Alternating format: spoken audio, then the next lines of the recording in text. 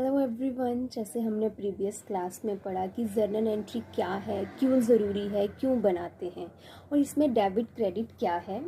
थोड़ा स्टार्टिंग में थोड़ा स्टूडेंट्स को कंफ्यूज रहता है कि डेबिट क्रेडिट क्या है।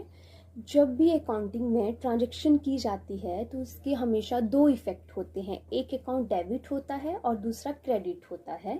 तो इन डेबिट क्रेडिट को जानने के लिए पहले हमें जो है वो अकाउंट्स जो हैं उनके टाइप्स के बारे में पता होना चाहिए। तो अकाउंट्स के जो हैं वो 3 पार्ट्स हैं। फर्स्ट है पर्सनल अकाउंट, सेकंड है रियल अकाउंट एंड थर्ड है नॉमिनल अकाउंट। पर्सनल अकाउंट का जो रूल है वो है debit the receiver and credit the giver. Real account debit but comes in, credit but goes out. Third one है nominal account, debit all expenses and losses, credit all income and gains. First है personal account, उसको मैं आपको example के through समझाती हूँ। जैसे है debit the receiver and credit the giver. For example, received 5,000 from Ram. हमने राम से रिसीव किए 5,000, तो राम क्या है? गिवर।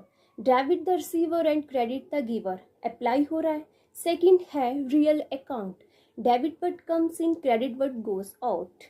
जैसे for example, purchased furniture from cash.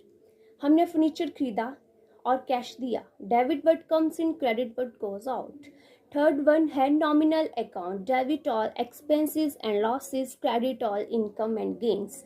सबसे पहले हमें पता होना चाहिए कि एक्सपेंसेस क्या क्या हैं, इनकम्स क्या क्या हैं। एक्सपेंसेस लाइक जैसे वेजेस हो गए, रेंट हो गई, सैलरी हो गई, इलेक्ट्रिसिटी बिल हो गए, वेट डेब्ट्स हो गए, एट्सेट्रा।